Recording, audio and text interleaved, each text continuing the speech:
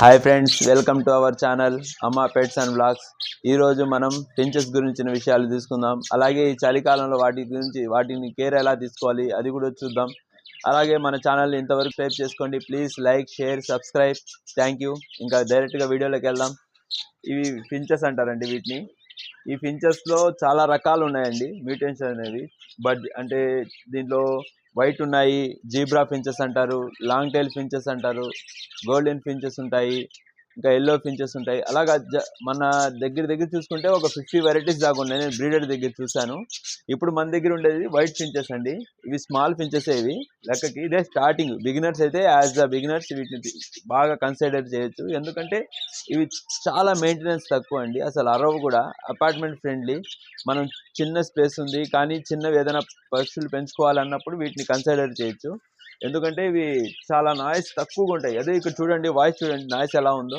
Love birds కొంచెం అంటే అసలు ఇవి నాయిస్ అనేవి చేయవు. ఇవి మళ్ళీ వాటి ఫుడ్ కండిషన్ కూడా చాలా చాలా చాలా తక్కువ అండి. జస్ట్ అవి కొర్రలు, వాటరు. మీరు ఇంకేదైనా బ్రీడింగ్ పర్పస్ అయ్యింటే బాయిల్డ్ ఎగ్ పెట్టచ్చు. అలాగే స్ప్రౌట్స్ అంటారు కదా, అదే మొలకెత్తిన కొంచెం కట్ చేసి పెట్టాలి. ఎందుకంటే అవి చాలా చిన్నవి. అందువల్ల వాటికి చిన్న కట్ చేసి మనం పెట్టాలి. దాన్ని సాఫ్ట్ ఫుడ్ అంటారు.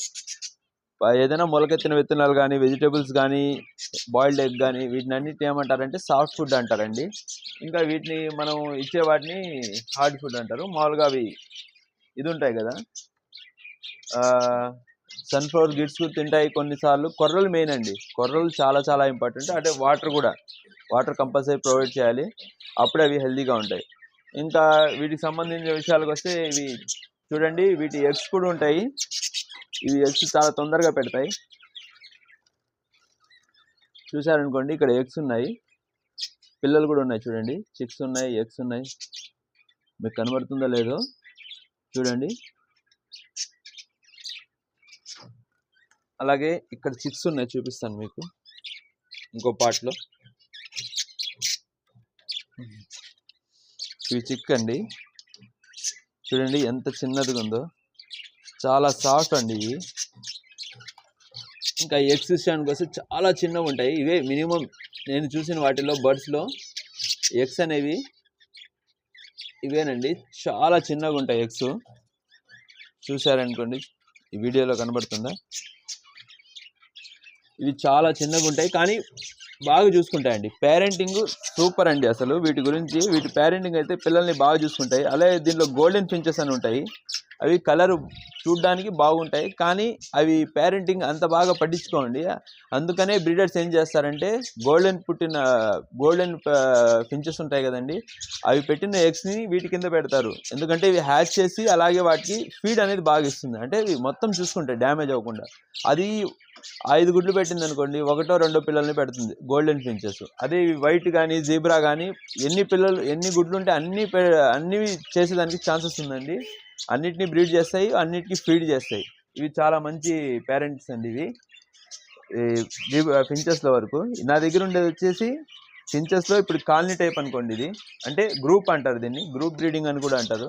కొంతమంది సింగిల్ కేజ్లో కూడా పెంచుతారు. సింగిల్ కేజీలో పెంచడం వల్ల ఏమంటే మెయింటెనెన్స్ అంటే చూసుకోవడానికి కరెక్ట్గా ఉంటుంది. ఇవి అనుకోండి అన్నీ కలిసి పెడతాయి. ఫించెస్కి గ్రూపే బెస్ట్ అండి నన్ను అడిగితే.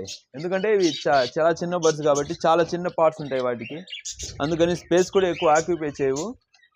అలాగే మనం దీన్ని చూసుకుంటే దీనికి నెస్ట్ ప్రొవైడ్ చేయాలండి. నెస్టింగ్ ప్రొవైడ్ చేయాలంటే ఏదైనా కొబ్బరి ఉంటుంది కదా, కొబ్బరి పీచు, లేదా మన చెక్క పొడి ఉంటుంది కదండి, అలాంటి ఫీడ్ చేసినప్పుడు సరిపోతుంది దీనికి. అలాగే దీనికి సంబంధించిన విషయాలు చూసుకుంటే జీబ్రా ఫించెస్ ఉంటాయి దీంట్లో, టైల్ మార్క్ అని ఉంటాయి, కొన్ని స్టార్ ఫించెస్ ఉంటాయి, గోల్డెన్ ఫించెస్ ఉంటాయి, ఎల్లో ఫించెస్ ఉంటాయి, బ్లూ ఫించెస్ ఉంటాయి. ఇలాగ రకరకాల. అలాగే ఇప్పుడు చూస్తున్నారంటే ఇలాగా మనం ఒక పట్ట అనేది వేసుకోవాలండి. ఎందుకంటే ఈ చలికాలంలో వాటికి అవి చాలా సెన్సిటివ్ బర్డ్, ముందే చెప్పుకున్నాం కదా, చాలా చిన్న బర్డ్స్ అవి. వాటికి మనం ప్రొటెక్షన్ అనేది ఇలాగ నైట్ టైంలో కానీ, ఈవినింగ్ నుంచి నైట్ టైంలో ఇలా కవర్ చేసుకుంటే మీకు ఈజీగా ఉంటుంది. అలాగే కొంచెం ఎండ తగిలినప్పుడు వాటిని ఇలా బయటికి తీసేయాలి.